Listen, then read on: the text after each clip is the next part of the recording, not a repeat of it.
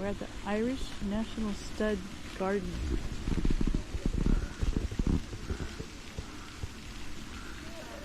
Here we are.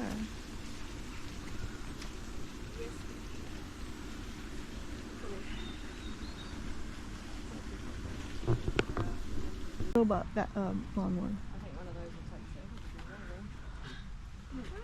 Is that why all the lines are like that? Uh-huh. Huh, it's pretty cool. Just set it and leave it.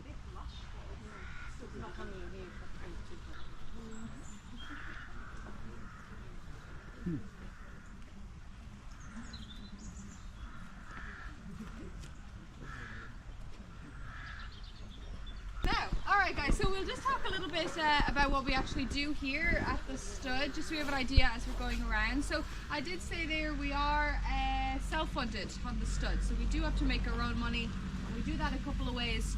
First and foremost is tourism, you know, people coming in and buying tickets, but the main thing is here we are a breeding stud farm, we are a working stud farm, and that includes our foaling unit. So we have one of the biggest, if not the biggest, foaling unit in Europe of thoroughbred foals. So on average, we'll usually have somewhere between 200 and 250 foals born here every single year. And basically owners, they can bring their pregnant mares to us. They will pay her bed and breakfast fee every night that she stays here until she has her foal, and then she'll go back home. So the girls, they're usually only with us for a short amount of time, but it's just for our expertise. You know, owners, they're investing a lot of time and a lot of money into these mares. Okay, we'll let this guy go. The foaling unit, I suppose, because of the investment owners are putting into these mares, they want them to be in safe hands. Bring them to us, we look after them. It's basically like a very good maternity ward. That's pretty much how that works. So that's the first way. Second way then is through our stallions, our resident stallions. We have 4 boys that are working this season, and each one of these guys has their own stud fee, individual fee for each stallion. So kind of depending on how successful these boys are and really how well their offspring are doing, that really determines the price. So if anyone wants to come in, cover their mares, they pay the fee. And then the last way we make a little bit of money then is through our own mares. We have about 60 of our own brood mares here that we own on the stud. So I said we might have about 250 foals born here.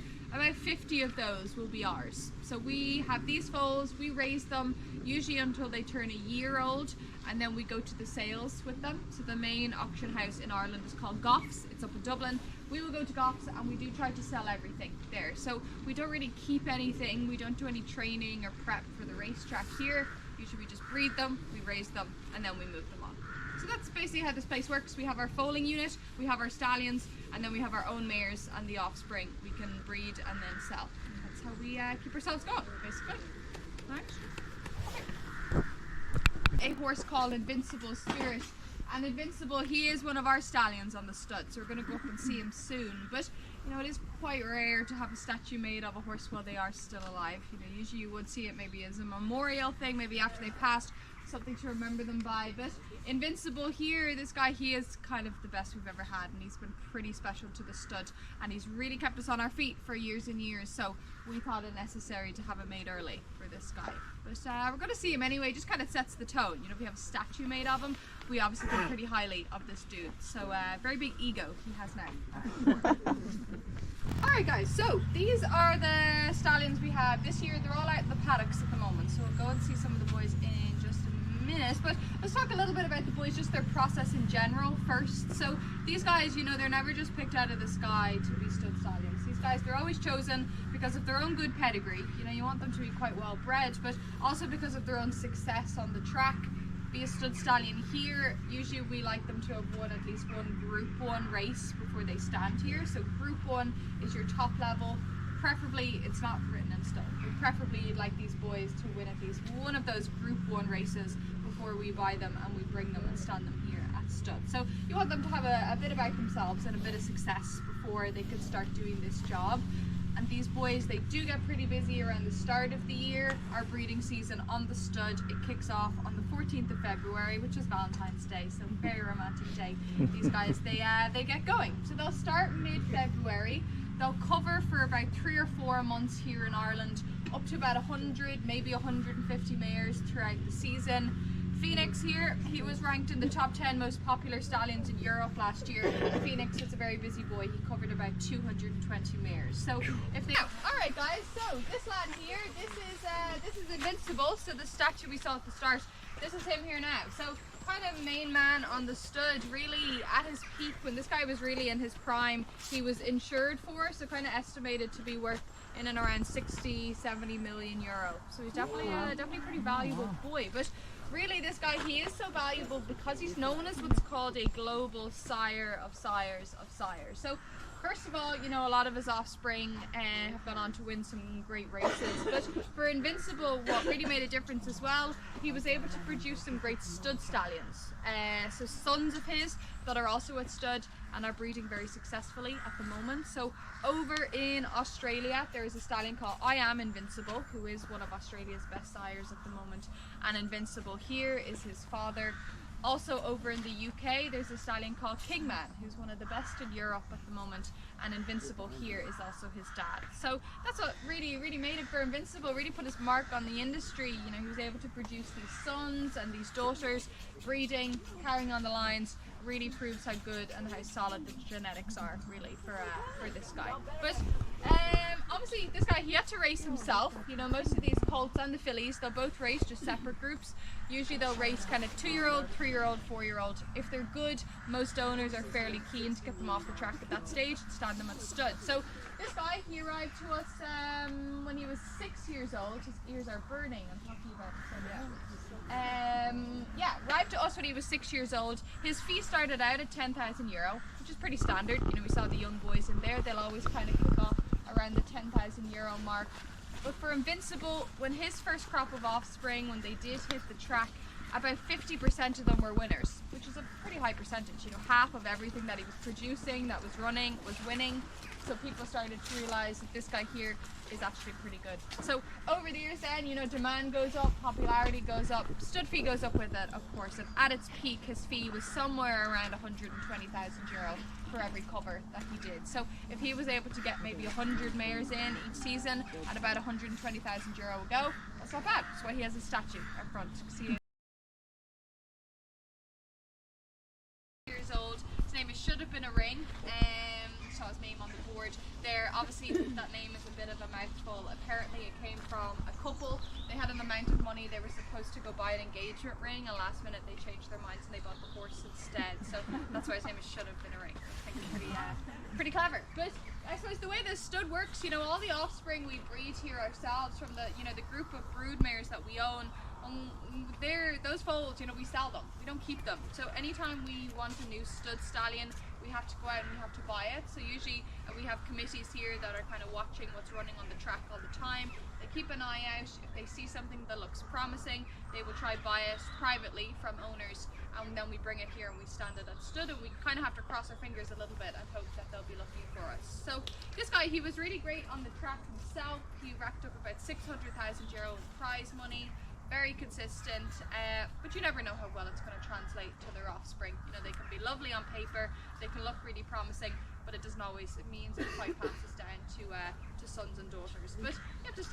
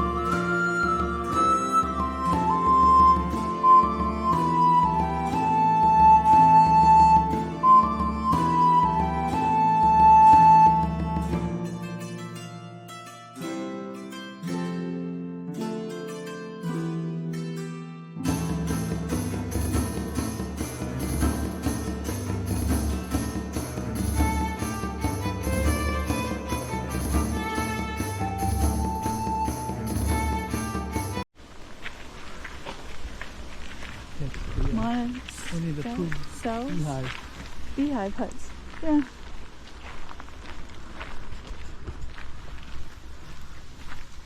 Those are cool.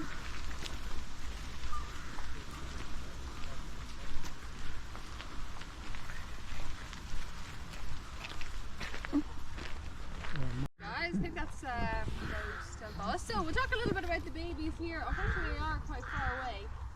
They're not as easy to call over as dogs, unfortunately. But we'll talk about these guys anyway. These are two little fillies. They were born in April, so they're kind of coming up on about 6 months old now. So two little girls and their mums. Stock is a little lower on the stud now because everything has been weaned from mum. You know, they've all been separated and they're all kind of way out the back now in big groups of weanlings. But basically how it works here on the stud for foaling process, we know the mares are pregnant for about 11 months. About a week full circle, we talk a lot about the breeding process as we go because that's kind of what we do here on the stud. But obviously everyone's aim when they are breeding is to create the next superstar. You know, everyone wants to breed a winner, and that is what these 4 boys are. These are our winners, our stars. We call these guys our living legends. So these boys are some very famous ex-race horses, but ex-national hunt. So far we've been talking about flat racing. These guys are national hunt horses, which is basically a new term for steeplechase. They're really big here in Ireland and the UK. So it's the same idea. You're still on a racetrack, same gig. It's just you have fences there. You can have hurdles, or you can have bigger national hunt kind of brush fences. So you can have either or. And that's what these 4 boys did, and they were really very good at it. So the 4 boys that we have, I'll point out their names here now. So the boy that's coming up to us here with the rug on, his name is Beefer Salmon. He was named after a wedding menu, apparently. That's where that name came from. So this is Beefer Salmon. Then at the back, we start from the right, we have Faheen. Then we have Hurricane Fly in the middle, and we have Sizing John there on the left. So some very famous names. Definitely give them a Google later on. You can see how good these boys really were. But between the 4 of them, they've won close to about €6 million in prize money, which is definitely not bad going. There is a bit of a standout amongst the boys in terms of success. If you really want to remember a big name today, Hurricane Fly. He's the smaller bay on the left hand side there. Hurricane Fly, he is a world record holder. He's in the Guinness World Book of Records for the most wins over hurdles. Fly, in his career, he managed to win 22 Group 1 races. We said Group 1 is your top level. The other boys kind of won between maybe 5 and 10 of those races, which is still great numbers, but it just really shows how good 22 of them are. 22 Group 1s is insane numbers. You know, get his autograph before you go. See the proper celebrity. But these boys, I suppose it's a little bit of a different gig when you go over fences. You know, flat racing here in Ireland, we usually run our fillies and colts separately, so girls against girls, boys against boys. National hunt racing, you're a little bit older by the time you go over fences. We race the girls and boys against each other. They're fairly equally matched at that stage, but the boys, they just have to be castrated before they do that. Because if they were to go over fences, I'm just scooting guys who will let Leona get by there. What was I saying? Boys and girls race against each other. Yeah, so the boys, if you're going to go over fences, your colt has to be castrated before he does that, just to actually keep him focused on the job. If he was racing with girls next to him, he's not going to be bothered to run very fast. And the fact that, you know, if they age up with testosterone running through them, everything about them is much bigger. You know, big muscles, slower moving, less agile for the track. So if you're going to go over fences, you always castrate them fairly early on. It's a different gig anyway altogether. You know, if you're bred to go over jumps, or you're bred to run on the flat, or you put your youngster into training, you're going to know fairly early on what's going to suit them.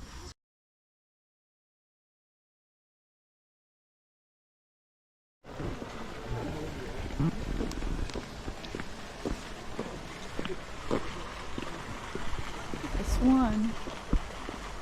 Just one though.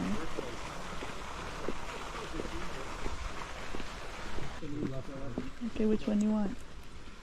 I don't know. This one's right. Okay.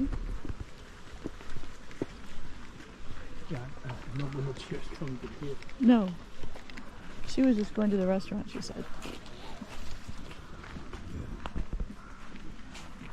This is the Japanese garden.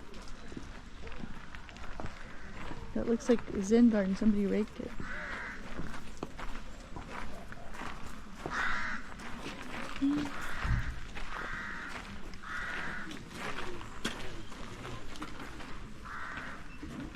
open one and 10 run in. Really? Yep.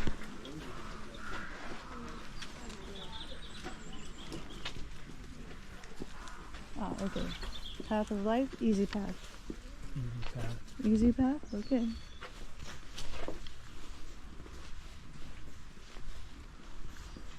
Gives you idea on what to do your hill. Oh yeah, that would look nice, wouldn't it? Except we don't get this much rain. No. Not gonna stay green. No. Like wet. Oh, it's very pretty. Here you could trim bushes. Not. Could. Look at how that flows down. Yeah.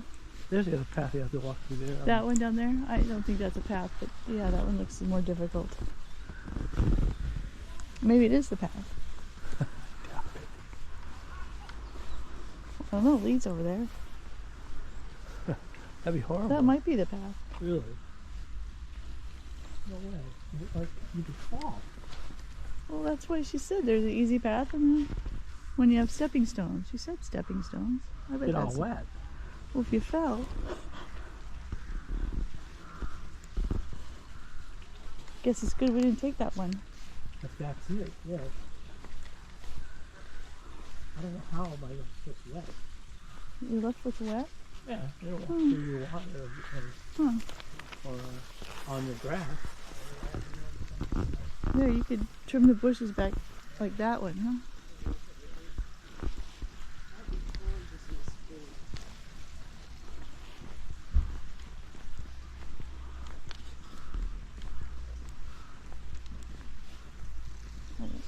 Do we go across the bridge?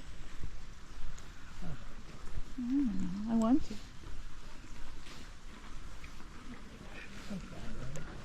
What? You go that way, I'll go this way. So what happens. Okay, I'll go this way.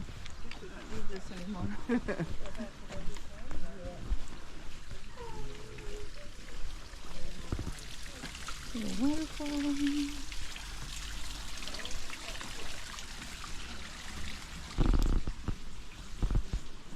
Cute.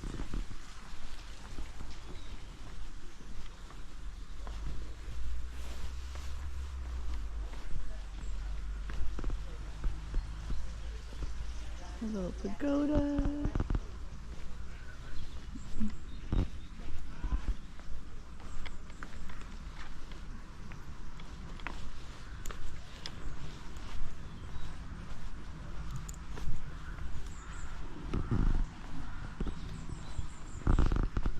There's Mike over there. He went the other way.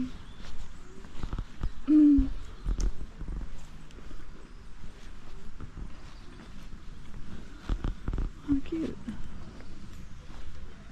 A little bench in here.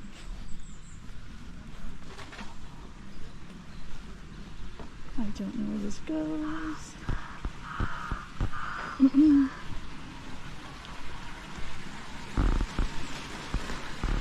People throw money down there. Lots of money down there.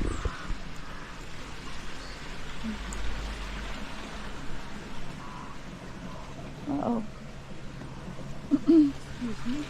I might be going backwards, I'm not sure. Don't. You find different things. Oh,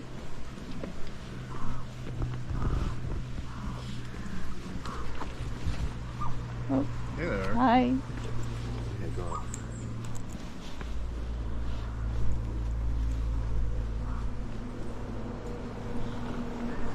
Uh-oh.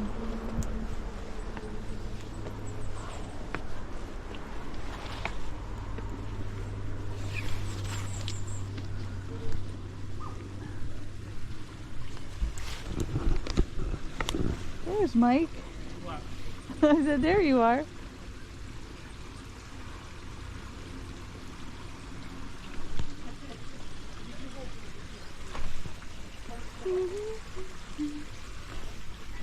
Oh, please.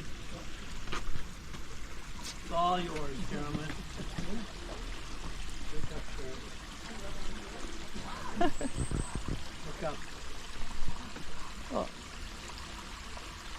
have to look down to walk because Yeah. We took the road. It seems like cat peeing here. it does, huh? Look out. There's a little alcove in there with a bench. The cat's out.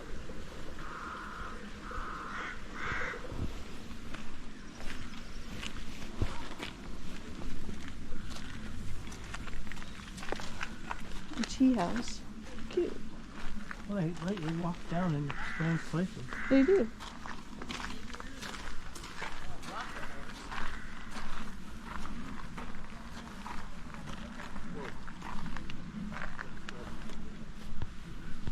I'm gonna go back to the restaurant where the restaurant is. There's a horse over there.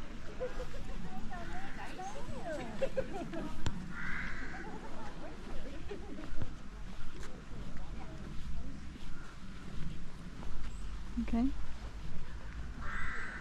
Like its own little small world. Mm-hmm.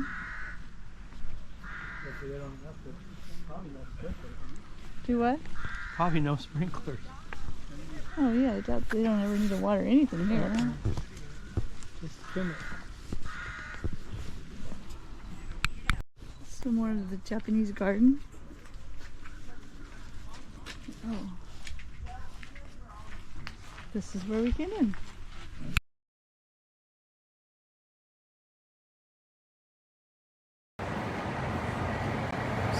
So great access for all your raw material coming in, exporting out the finished product. Surrounding areas at the time, there was a lot of forest, so they used all the wood to fuel the furnace and to make all the handheld tools. Now today our furnace is fueled by electricity, but we're still carrying on the craft of making all the tools as well. And some of you maybe have been looking at some of the trophies. In about 5 minutes you're going to find out exactly how they're made. I think you'll have a smile on your face. Now everybody here, there, back over to the middle, and you can see the handheld tools it's going to be using there. One second, just tell Bernie there.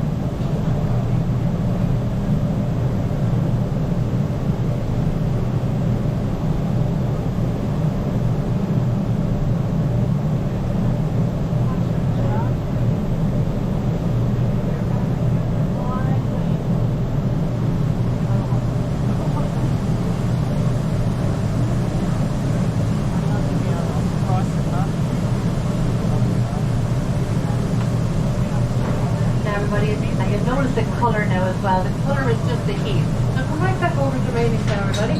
Right in, right in. Now again, all mastercraft in every area. Heat is one of the groups that we took in about 10 years ago. We took in 30 brand new people in all areas. And guess what? Everyone will pass the test. And you get to keep your piece, okay? So it was a really busy day. Nobody knew there was a test, but it was like somebody said, go in there, they're doing the test. It was so busy, but it was fantastic. And all our other classes then have everything from 35, 40, 42, 45, trying to think of different people. Some have 54 years in this area. See how so years and years ago. Okay. Now ladies and gentlemen, you can see the craftsmen using the handheld wooden tool there. So take lots of photographs with no flash now, okay? Thanks very much. So you can understand why those handheld tools, everybody, only last 7 to 10 days. They just get burnt out from the heat. But it's wonderful to keep an old craft alive as well, you know. Now if anybody was thinking that they'd like to commission a piece for yourselves, that's not a problem. I'll put you in touch with the right people, okay? So you can see how all the trophies are made now as well. And I'm sure you all heard Rory McIlroy won the Irish Open golf as well a couple of weeks ago. So great buzz around the factory as well. So this time he received a new trophy. So the new one and the older one are out side by side in the window past the piano in the retail area. So have a look at those later on. Now because to reheat it again, another little minute, everybody back over and then back around again. And then the craftsman will check that the cast iron bowl is completely dry. If there was one little drop of water, it would ruin the whole piece. So when they're finished each time, they dry them off as well. Now on the left hand side, they were working on stemware yesterday, so you normally have 2 to 3 craftsmen there as well, you know. Exact shape. So the area at the very top attached to the iron rod, everybody, is called a cap, and that's to hold the piece in place as the glass is flowing. Tomorrow when it's cooled down completely, that cap area is put away and remelted back in the furnace, so no waste whatsoever, okay? We won awards for all our recycling and we're very proud of that as well. All known as Sheri Stud and Waterford as well, go out every second week with family of 10 to 50, and they've got animals. Where TV glasses, tumblers, and yeah, that's going to be a higher building actually. There's a small rectangular thing there as well. Now in the middle over here on the right hand side, you'll see some of the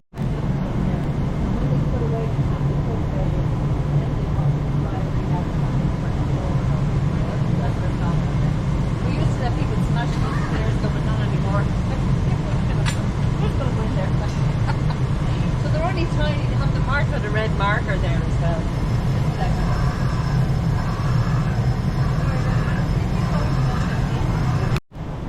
So we're going to keep them down now, thank you. So you welcome into the marking area here now. So please don't be tempted to put your hand in any basket, please, okay? I love my job and I need it for another while, okay?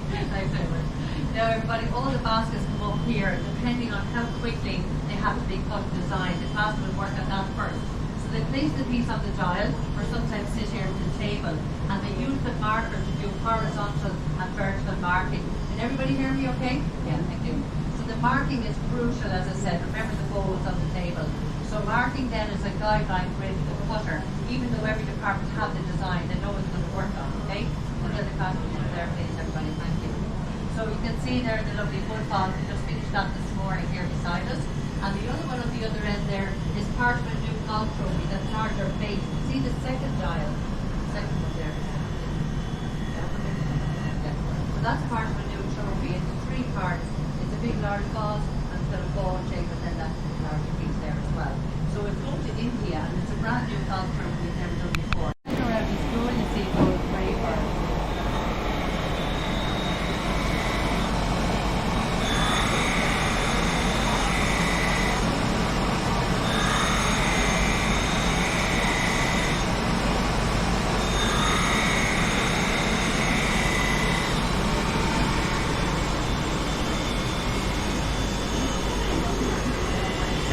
Be a little annoying.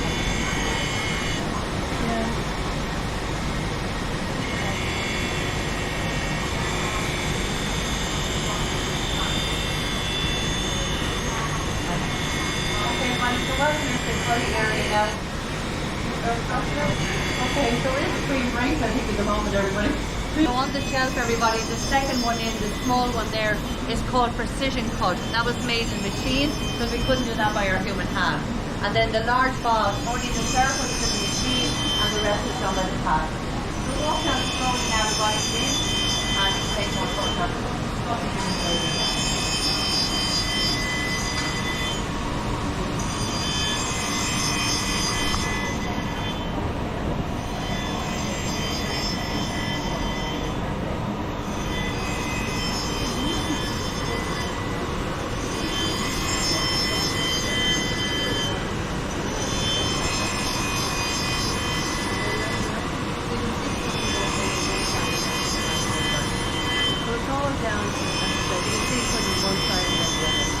All the water. This one is precision cut. That was made and designed for the machine because we couldn't do it with our human hand. And then only this machine, all of this craft. Okay? Because again we couldn't turn our hand like that. Okay? So it takes 5 years to understand and a day and a half to program. What about the far one now? Is that to be done or is that this one here? No, far right there. Yeah, it's done a couple of years. I think the top areas were done and they're so heavy. Oh my god. Beautiful piece. Years old, yeah. These are just to show you what it's able to do. We couldn't do any of that with our human hands, you know. Yeah. It's just a sample, you know. So really Wow. cool. Sometimes it's not even on. They might be trying something, but it's mainly all the craft. They've done 1 year already. All right. Good, yeah.